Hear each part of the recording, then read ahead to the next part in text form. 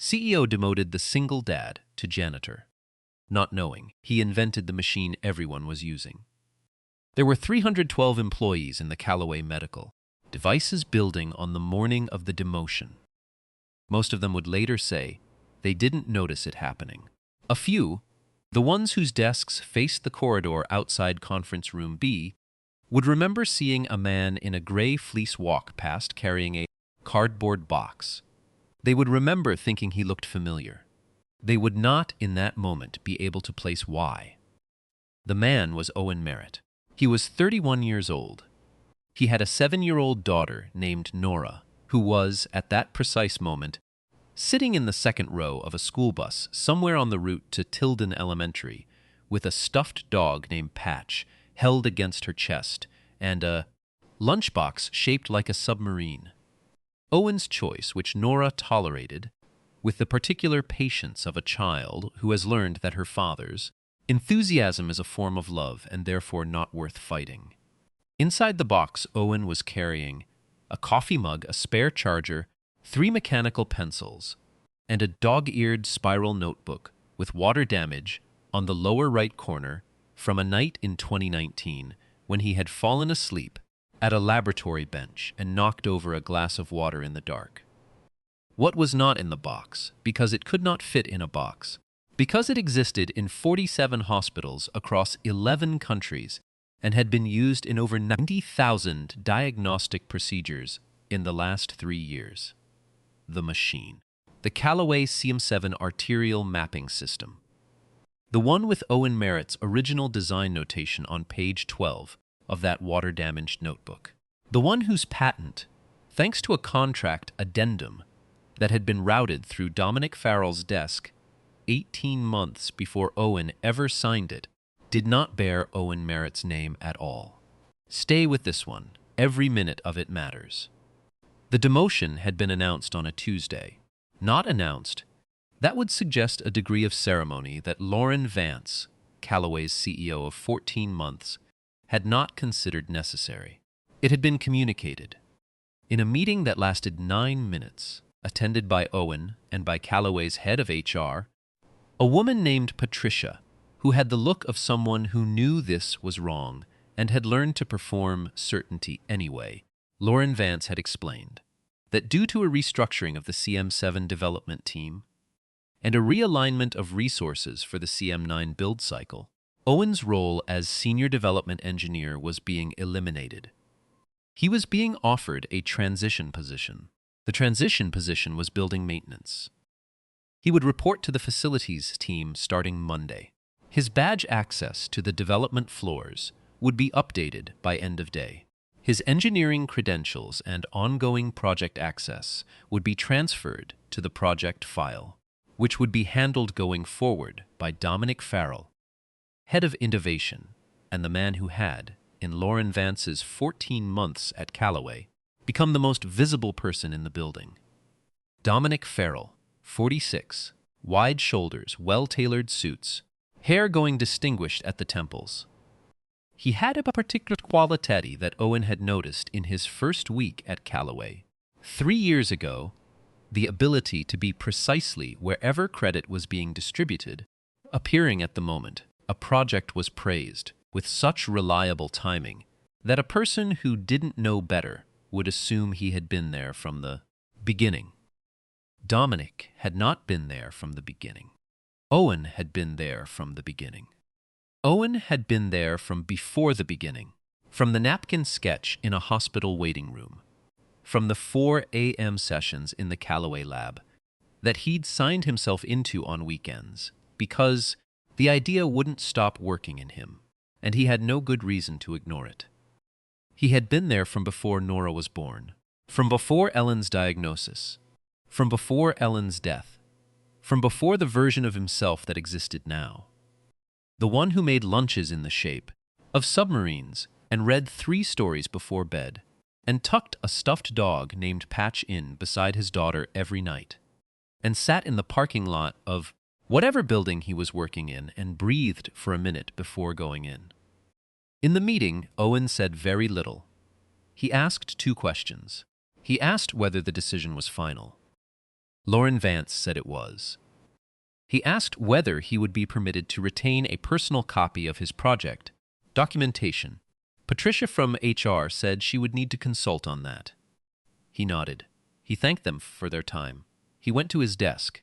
He packed his box. He carried it past conference room B. Through the glass, he could see Dominic Farrell presenting to the CM9 team. He was standing at the front of the room with the particular posture of a man who is comfortable there, who has always been comfortable there. On the screen behind him was a slide Owen had seen before.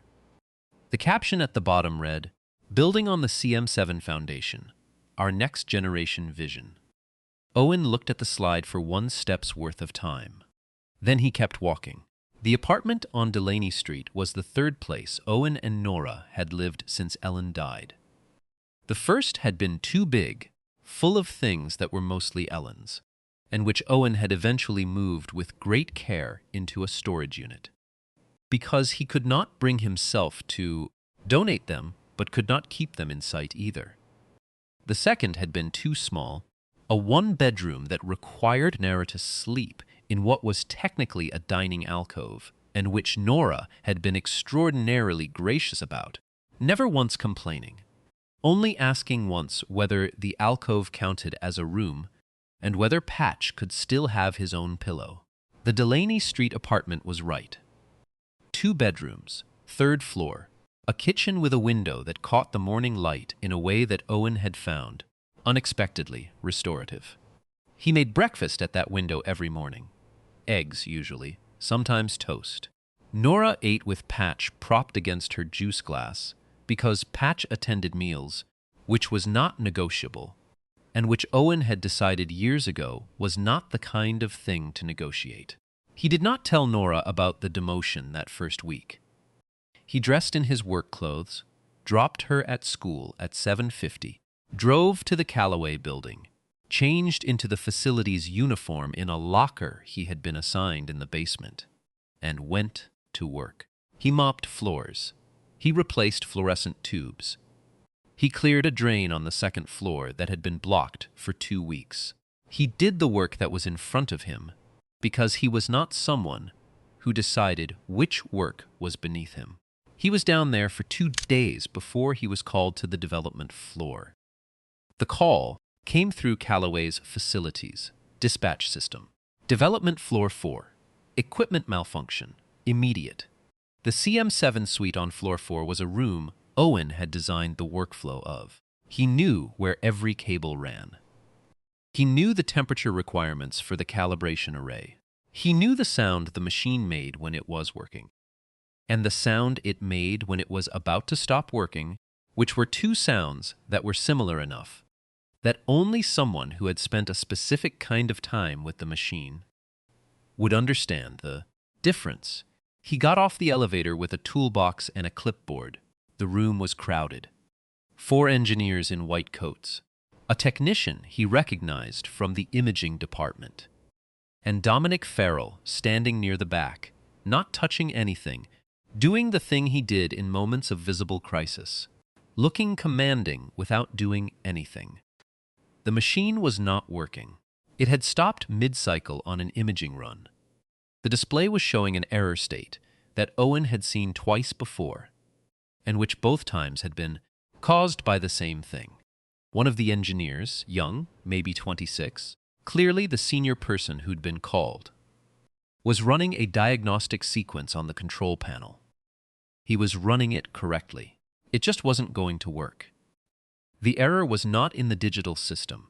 It was in the calibration arm, specifically in a physical latch that, under certain humidity conditions, would seat incorrectly by a fraction of a millimeter, a fraction that the software would interpret as a component failure and respond to by locking the entire unit.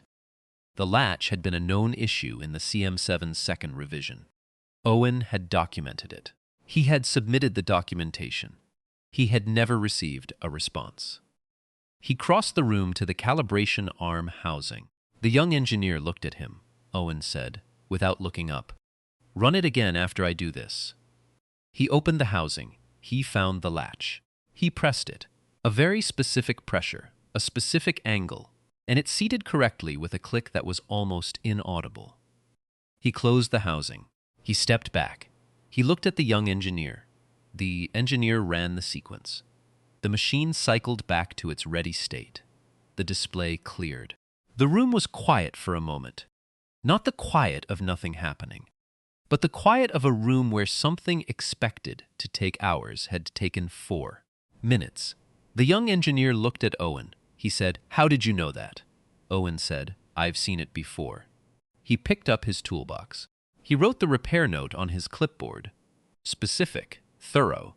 The kind of repair note that is actually useful, rather than the kind that exists to prove a visit occurred. He dated it. He signed it. "Oh, Merritt, Facilities." He left the room. In the corridor, he did not look back. He did not slow down. He took the stairs. 3 weeks into his time on the facilities team, Owen found a mentor he hadn't expected. The head of building maintenance was a man named Clifton Ware, 61 years old.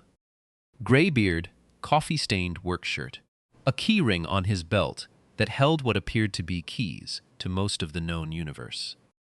Clifton had been at Callaway for 23 years, which was long enough to have watched 4 CEOs come and go. Long enough to know where every pipe ran and where every cover story was buried.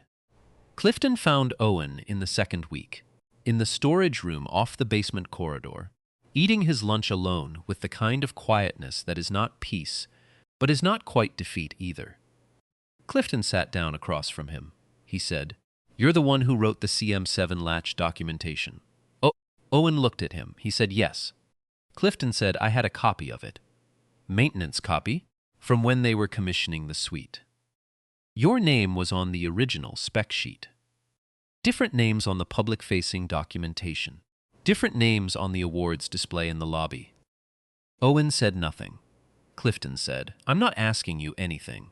Just telling you I see what I see." He got up. He took his coffee. At the door he said, "My wife had the CM7 procedure done 3 years ago, came back clean." He paused. He said, "Good machine." He went back to work. On a Friday in November, Nora found the notebook. She had been doing homework at the kitchen table while Owen made dinner, and she had climbed onto the chair to reach a book from the shelf above the table. She had decided recently that homework went better with reference. Materials nearby, a habit Owen chose to encourage without examining too closely, and the notebook had come down with the book, landing on the table, falling open to the water-stained back section. She looked at it. She said, "Dad, what is this?" Owen turned from the stove. He looked at the notebook. He said, "That's an old design." She said, "It looks like the machine in the picture at school, the one in the hallway." Owen was quiet for a moment. He said, "What picture at school?" Nora said, "The one about saving lives, where they scan people's hearts. It has the name on it, the Callaway machine." He brought the food to the table. He sat down. He looked at the notebook and then at his daughter, who was looking at him with the focused attention that she brought to things she wanted to understand. He said, "I made that machine." Nora said, "Does it say your name on it?" He said, "Not anymore." She thought about this for a moment. She had Patch in her lap, which was where Patch spent most mealtimes. She said, "That's like if someone put their name on my drawing," he said. "Something like that." She thought about it for another moment. Then she said, "Did you make enough of them?" He said 90,000. "More now," she said. "Okay." She said it the way she said things that she had decided were settled. She said, "Then a lot of people are okay." She ate her dinner. Owen looked at the notebook. He ate his dinner. The call came from the 9th floor. Development strategy on a Monday morning. Not to Owen. To Clifton Ware, facility supervisor, who was asked to send a maintenance technician to the CM9 lab suite immediately due to a critical error. State in the integrated software system. Clifton sent Owen. The CM9 suite was the most ambitious room in the Callaway building. The machine it housed was, on paper, the successor to the CM7. Faster, higher resolutions, broader diagnostic scope. It had been in development for 11 months. It was 4 weeks from its regulatory submission deadline, the window that would determine whether Callaway could begin clinical trials on schedule or face a delay that the board had been told would cost, conservatively, 18 months and $30 million in lost positioning. The error state was not a hardware fault. Owen could tell that in the first 3 minutes. He ran the available diagnostic routes, the ones accessible from a facilities badge, and found the boundary of what he could access and stood there. For a moment, very still, understanding what was in front of him.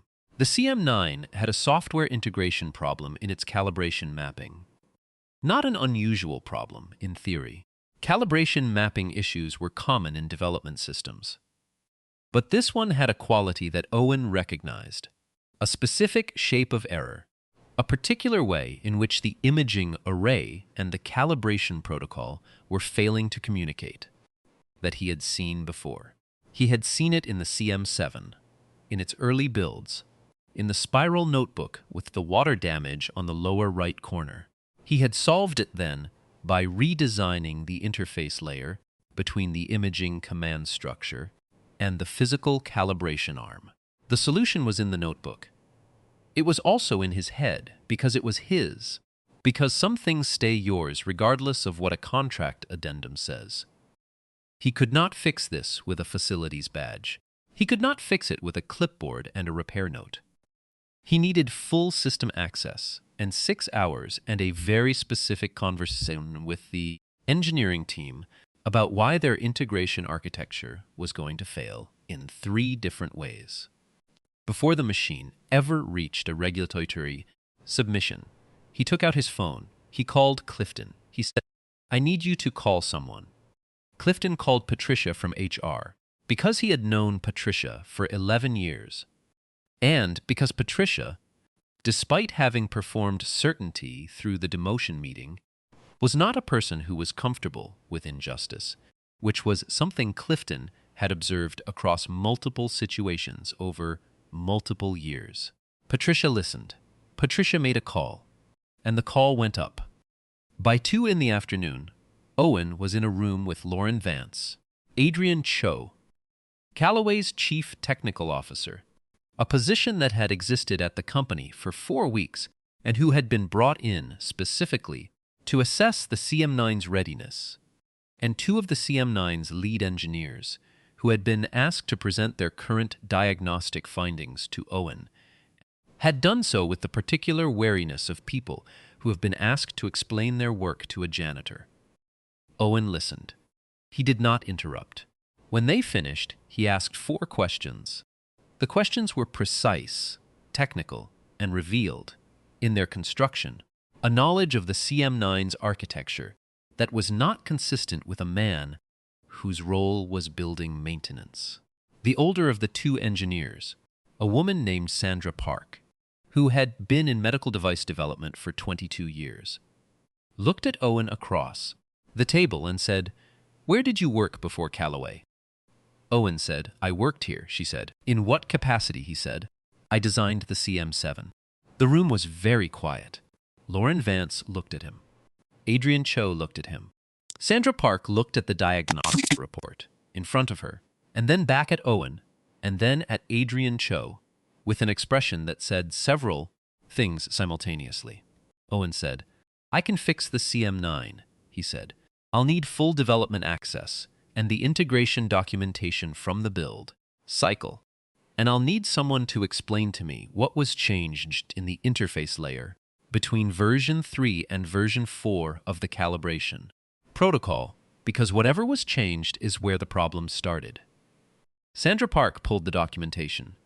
She slid it across the table. She said, "What do you need?"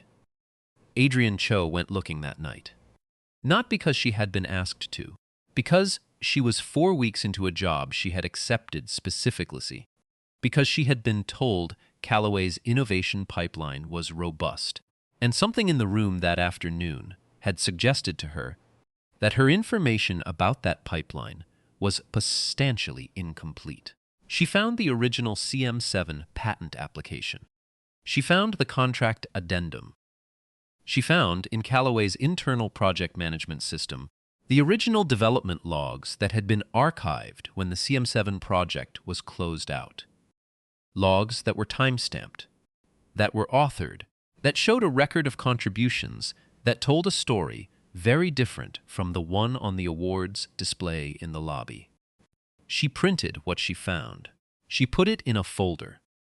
She found Dominic Farrell's counter-signature on the contract addendum, the signature that had routed the patent assignment to the company's general holding structure rather than to its named inventor.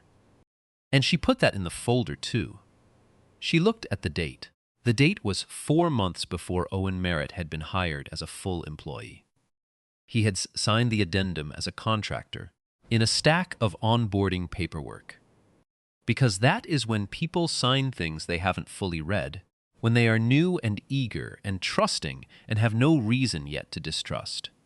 She put the folder on Lauren Vance's desk at 6:47 in the morning. Lauren Vance read it before her first meeting. She called Adrian in. She asked Moss question, "Is this complete?" Adrian said, "There may be more, but what's there is not ambiguous." Lauren called Dominic Farrell at 8:15. She told him not to come to the floor. She told him legal would be in contact. She said it in the same flat voice that people use when they have made a decision they are not going to revisit. Dominic said several things. Lauren Vance listened to them. Then she said, "Dominic, the logs are time-stamped," and she ended the call. She asked Patricia to find Owen. Owen was in the CM9 lab when they found him. He had been there since 7:0. He had solved the interface layer problem at 9:40 in the morning, in the presence of Sandra Park and the second engineer, a quiet man named Terence Liu, who had said almost nothing for 3 hours. And then, when the system ran its first clean calibration cycle, had looked at Owen and said, "You've done this before. Something like it." The system ran 3 more calibration cycles, all clean. Sandra Park looked at the diagnostic output, and then at the regulatory submission timeline on the wall, and did a calculation that was visible on her face, and the calculation came out right. Terence Liu said, "Not to anyone in particular. We've been working on this for 3 weeks." Owen said, "The interface layer was fighting the calibration protocol. They were written to different assumptions about response time." Sandra said, "How did you know that without seeing the full code?" He said, "Because I made the same mistake in 2019, he said. "I wrote it down." He had the notebook. He had brought it that morning without fully deciding to. It was in the inside pocket of his facility's jacket, which was a jacket with Callaway Medical's logo on the chest, and the word maintenance in smaller letters on the sleeve. He put the notebook on the lab bench. He opened it to page 12. Sandra and Terence looked at what was there. They looked at the date written in the upper right corner of the page. They looked at each other. Lauren Vance was waiting outside the lab when Owen came out at noon. She was alone. She had the folder under her arm. She said his name. He stopped. She said, "I've spent the morning reading about what this company did to you, not what was done while I was here. Most of this was before my tenure. But I am the CEO, and this happened at Callaway, and I want you to hear this from me directly." She said, "Your invention was filed without your name. Your contract was structured to reprove your credit before you had the standing to understand what you were signing. You were kept in a role that used your expertise without acknowledging it. And when that role was no longer convenient, you were demoted to maintenance." She said, "I was the person who signed off on that demotion, on information I now understand was curated by someone who had a significant interest in keeping you from being visible." She said, "I was wrong. Not wrong because I've since learned who you are. Wrong because no one deserves to be treated as disposable, and I made that decision in 9 minutes without knowing you, and that was wrong." She held out the folder. She said, "I want you to see what we found." He took the folder. He opened it. He looked at the addendum. He looked at his own signature, dated 4 years and 7 months ago, On a page, he had signed in a stack of 18 documents on his first day as a Callaway contractor. 3 weeks after Ellen's first hospitalization, in a period of his life when his attention had been distributed in ways that left very little over for reading fine print. He did not say anything for a moment. Then he said, 90,000 procedures. Lauren said, yes, he said. People are well. She said, yes, he said. Then the machine did what it was supposed to do. She looked at him for a long time. She said, that's a more generous response than I deserve. He said, I'm not being generous, he said. I built it to work. It worked. Nora was in after-school care when Owen picked her up at 3:50, 40 minutes later than usual. She was sitting at a table with Patch beside her, drawing something elaborate in green crayon. When she saw Owen, she gathered Patch under one arm and her drawing under the other and came to the door. In the truck, she showed him the drawing. It was a building, labeled in green crayon, with a sign on the front that said Dad's machine inside. He looked at it for a moment. He said, where did you want to put this? She said, okay, on the fridge. She looked at him. She said, did something happen today? He said, something that happened a long time ago got fixed today. She thought about this. Patch was in her lap, one of his felt ears slightly bent from years of being a constant companion in transit. She said, fixed like when the drain was blocked. He said, something like that. A blockage. She said, does that mean it's flowing now? He said, starting to. She said, okay. The formal negotiation took 3 weeks. Owen had a lawyer, a woman named Eleanor Marsh, who specialized in intellectual property, and who had been referred by Clifton Ware, of all people. Clifton, who had apparently known Eleanor for 15 years, and who had told Owen, in the basement storage room with characteristic plainness, that if you ever need someone who reads contracts the way I read pipes, meaning knowing exactly where the pressure is, call Eleanor. Eleanor read the addendum. She read the patent filing. She read the original development logs. She called Owen on the first day and said, this is recoverable. She said it the way Eleanor Marsh said most things, as a statement of fact, not a reassurance. The agreement, when it was signed, restored Owen's name to the CM7 patent as primary inventor. It established a licensing structure for the remaining commercial life of the CM7 and a co-development arrangement for the CM9 that reflected his contribution to the project's completion. The financial terms were specific and were not small. There was one clause Owen had written himself, in the margin of the third draft, in the same mechanical pencil he used for everything. Lauren Vance had read it and signed it without asking him to elaborate. It said, all development meetings to be scheduled around school pickup at 3:15 p.m., which is non-negotiable. On Nora's first day, seeing Owen's name on something official, on the co-development agreement that Eleanor had printed for the signing, which was held in a small conference room with Lauren Vance and Adrian Cho and Clifton Ware, who had been invited because Owen had insisted. Nora was not there. She was in school. But that evening, Owen sat at the kitchen table and showed her the front page of the document where it said, in the clean formatting of legal work, primary inventor, Owen Merritt. She looked at it for a long time. She had Patch in her lap. She said, is your name going to be on the machine now? He said, on the record, not on the machine itself. She thought about this. She said, that's okay. The people who got scanned don't care about the name on the machine. She said, they just care if it worked. He looked at her. She said, did it work? He said, it worked. She said, then you did it right. She picked up Patch and held him in a particular way she had, tucked against her chest, his bent ear against her chin, and she went to put the document on the fridge. Below her green crayon drawing of the building with Dad's machine inside written on the front, and Owen sat at the table in the kitchen that caught the morning light and listened to her find the right magnet. He had paperwork to fill out, engineering specifications.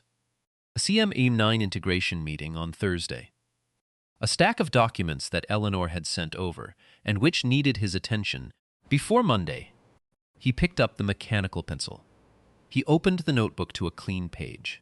The water-damaged corner of the back section curled slightly, the way it always did, the way it had done since the night in 2019 when he had knocked the glass over in the dark. He started to write.